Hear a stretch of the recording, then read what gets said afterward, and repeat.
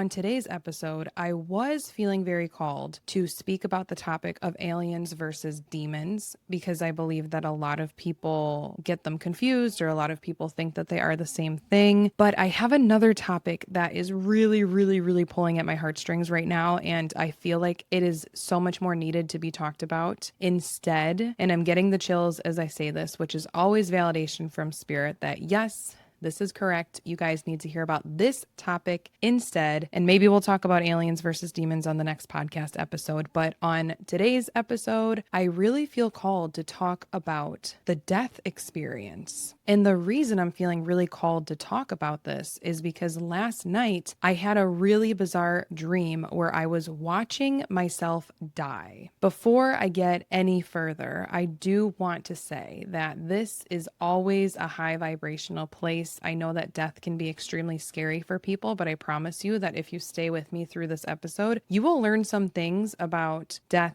your soul, past lives that might really speak to you and might really heal you in ways that you're not expecting. So I promise this will not be a scary episode, but I do feel the need to share it today. Let's get into my dream first, and then I'm going to get into what it means to me, how I'm interpreting it, and how I'm actually correlating it to a concept that I studied from Dolores Cannon. And Dolores Cannon is the quantum healing hypnosis therapy pioneer, QHHT, which is basically a very deep past life regression therapy. She unfortunately passed away in 2014, but she has written so many beautiful books out there. Okay, I say beautiful, but they are a little bit strange and esoteric, so keep an open mind. But Dolores is such a pioneer in this topic of death and also past lives. So I'll touch on that at the end of my story. In my dream, I was sitting at a table with two other people, and it was interesting because the two other people were not people that I'm close to. They are people that I know in real life. They're people that I used to work with, and I don't really know why they were in my dream. But anyway, the two women are sitting there and they're looking at a newspaper and they're looking at an obituary, and they're like, "Oh my God, Christine died." Now I'm sitting there and I'm like, what do you mean I died? Like I'm literally sitting right here next to you guys. And they didn't seem to see me or notice me. It was really weird. I was very confused in the dream. And the two women were like, oh my God, she died. Like they were in shock. The weird thing too about the obituary is that it actually said my maiden last name. It didn't say my married last name. So that's just something I'm going to note because I feel like there could be some significance to that. I'm not sure. Now, this dream is not presented to me in a linear fashion. What I mean by that is that the time was not linear. It was not like I died and then I came to a scene where other people were talking about my death and then the funeral happened. No, it was not like that. Like my dream started with these women talking about my death. So then the next scene, I am sitting in this house by myself. I don't remember if it was the same house. It might have been, but anyway, I'm sitting alone. And a giant Doberman comes in, a huge, giant, scary Doberman. And he comes up to me and he starts attacking me. As this is happening, I am watching it go on in third person. So essentially, I am watching myself be attacked by this giant dog. This has never happened to me in the dream state ever, at least from what I can remember. I have always had dreams where I am in first person. I am controlling that dream state reality. I don't actually see myself unless I walk past a mirror and I look at myself in the mirror in the dream, which is a whole other topic. Some people say never to look at yourself in a mirror in a dream because you can look very scary or very demonic or something. This is more so something that happens in lucid dreams, but I've done both. I've looked at myself in a mirror in a dream and in a lucid dream and nothing happened. I just looked like myself. So take it as it resonates. I don't think it's anything to be worried about. But other than seeing myself in a mirror, I've never actually seen myself as a third person. Like I was outside of myself watching myself being attacked by this giant dog. As I'm watching myself, I realize that I am no longer in my body. I realize that this third person Christine that is watching the Christine being attacked by a dog, they are separated. And what I mean by this is, although I'm witnessing this brutal attack where this Doberman literally rips off the top of my head. The third person, Christine, is calm, quiet, observing, at peace, does not feel any pain. The Christine that's being ripped apart is screaming in pain and screaming in terror. But the bizarre part was that the third person, was not feeling any sort of pain at all. So then we fast forward to another scene where my brother-in-law comes in, and my brother-in-law is a police officer, and in real life he does go to like homicides, he goes to murders, he goes to all these different scenes, and he was explaining if you rip off the top of a head, like you're automatically dead no matter what. And so I don't know if that's true in real life, but I share that part of the dream because it goes to show that like nothing was truthfully like sequential. But then I jump back into the scene where I'm sitting at the table with those women who are talking about my death, and I realize now, oh my God, I did actually die. I am dead. And then I wake up because I think there was a very strong message in that dream, and I received the message, and I know what I need to do with that experience. Part of what I feel like I need to do is I need to teach people about this death experience and what I interpret as what actually happened in the dream and what does happen when we die. Is always take it or leave it. But how I interpret the dream is that, yes, I was both the Christine being attacked by a dog and the Christine who was watching the dog attack me. But I recognize that the Christine being attacked was the body, and the Christine who was watching, observing, was the soul. I recognize that I was completely separate. And although I am united, and usually the soul and the body are united, I recognize that during this death experience, my soul had left the body. It left before I officially died. It left when I was being traumatically attacked, when the body was screaming out in pain. Guys, this is what happens in real life, I guess you can say, when there are traumatic, brutal deaths. I'm not saying that this is what happens 100% of the time, but this is what happens most of the time when somebody experiences a brutal and horrendous death. This links back to Dolores Cannon and her study of QHHT when she would take people through past life experiences through death.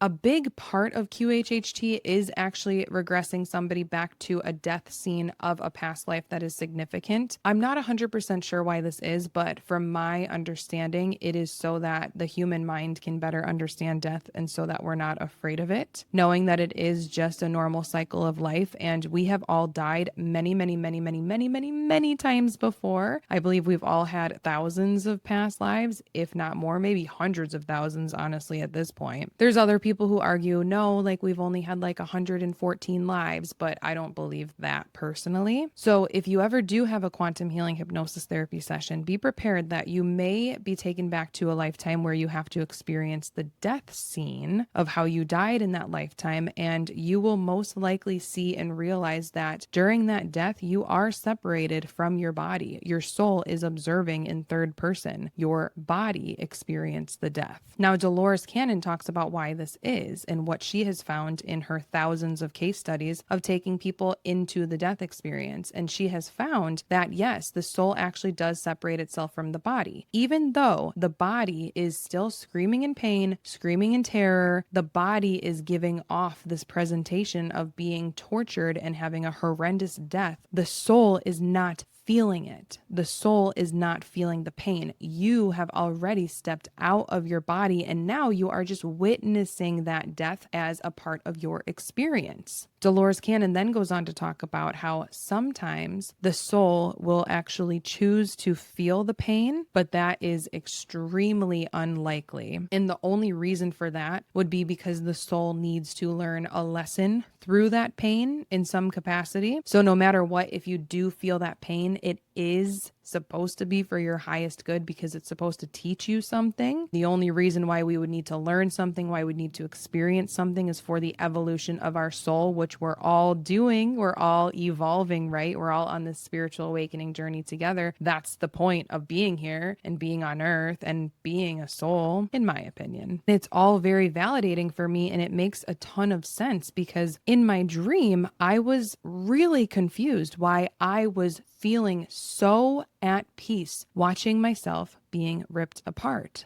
Some might have considered this a nightmare. Some might have considered this a psychic attack from a negative entity around, but that was not my experience with this dream at all. It was so peaceful and so calming. I felt zero emotion other than peace and love for this person who's being ripped apart, who I identify and understand is me. I posted a video about this on TikTok, and I've gotten a lot of comments so far where people are agreeing, yes, this is something that I believe too. Somebody who commented said that she was Marie Antoinette in a past life. Right as she was like about to be beheaded, she separated herself from her body, her soul stepped out, and she did not actually feel any sort of pain. One thing I want to note about the Marie Antoinette story, if you haven't listened to my podcast episode about imprinting, it is episode number 10, and the title is First Lifetime as a Human, This is How Your Soul Prepared. I talk a lot about the concept of imprinting in that episode, and so I won't dig deep into it right here. I would recommend that you listen to it, because what it will explain to you is the reason why so many people believe that they have all had the same lifetime as a past life. So with the person who's saying that they're Marie Antoinette, she's not the only person and the first person to say that she has been Marie Antoinette, because of this concept of soul imprinting, which allows for multiple souls to experience the same lifetime as one specific person. Let's say Marie Antoinette, Elvis. This is why you hear a lot of people saying that they're Cleopatra in a past life, and it sounds like it's crazy. It sounds like they're making it up because other people are claiming the same thing. However, because of imprinting, it is very, very possible for all of these souls to have experienced that one lifetime. So I wanted to make that note about Marie Antoinette, because the fact that I brought up that comment might seem a little bit unbelievable to you. I had another person comment. They also had a dream where they were a witch being burned at the stake, and they were watching this dream in third person as well, and they didn't actually feel the pain. They were just watching themselves burn and die. God, it sounds so horrible, but it doesn't sound so horrible when you know that you're not actually feeling that pain and you are separate. If you want to know more about the concept, again, I do recommend the book Between Life and Death by Dolores Cannon. I have all of her books listed in my Amazon storefront, which is listed in my Pensite link in bio. I will definitely make sure to list it at the end of this podcast episode in the show notes as well. I have all of my favorite spiritual books and all of my alien books and even books about past lives listed in there. One of the things that I always wondered in my life is, why would somebody choose to experience a brutal, traumatic death?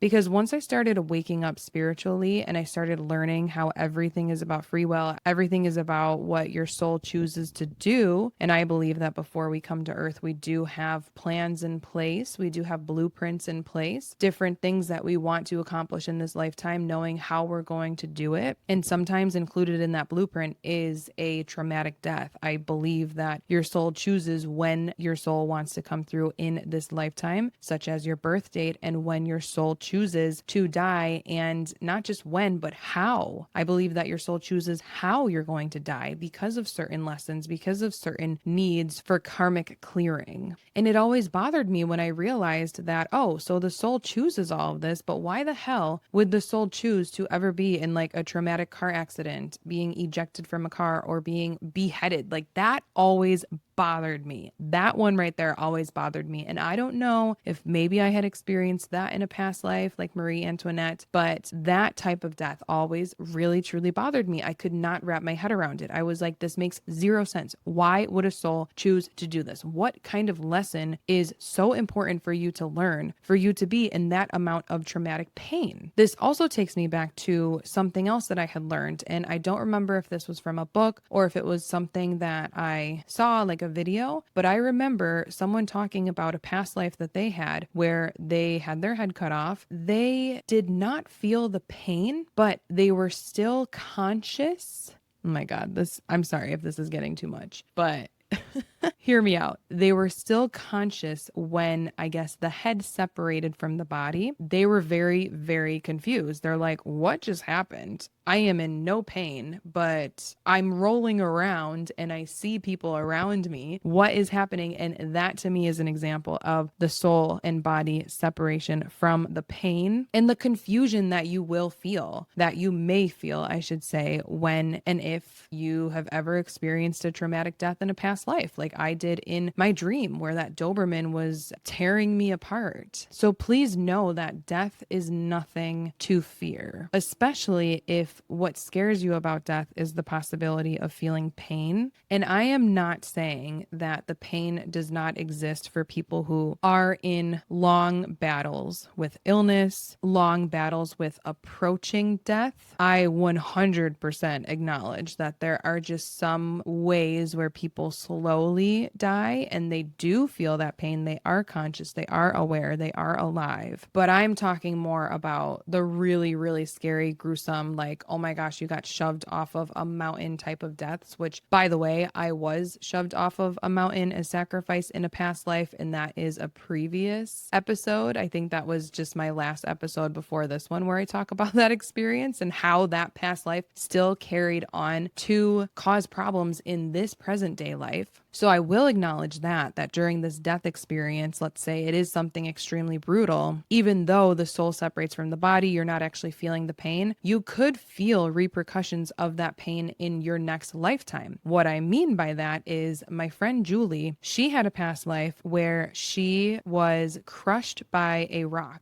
Her entire left side of her body was crushed by a rock. In this lifetime, she does have a lot of problems on the left side of her body, just like random pains, random tingling, etc. So even though your soul chose not to feel it, you can still have repercussions, I guess, of that pain in your next lifetime if it serves as an experience and as a lesson that your soul chooses to learn. Because remember, your soul chooses all of this. If your soul chooses certain experiences, know that it's doing it for its own evolution. And so that is technically for the highest good. And there really is nothing to be afraid of when it comes to death, especially if you're specifically afraid of the pain part. Because sometimes I have like this irrational fear that I'm going to die like a super brutal death, but I think it's because I've probably lived a lot of past lifetimes where I've had that experience. And if you know of anybody who has that same irrational fear of like dying a super brutal death, I kind of giggle because like this is such a ridiculous topic to talk about, but that's what Coming Out Cosmic is all about, I guess, right? Not afraid to dig deep into the weird topics. But yeah, if you have somebody around you that's irrationally afraid of like brutality, share with them this podcast episode because it might help them to feel less afraid of the death process, knowing that 99.9% of the time your soul chooses to remove itself from the body anyway so that you don't feel that pain, and it's all for observation and it's all for your soul's evolution. But I just really hope that I don't see a Doberman in real life, because then there's a part of me that it's like, oh, like this was a really cool lesson to learn. I could do a podcast episode about this separation of body and soul during the death process. But what if this dream was actually a premonition?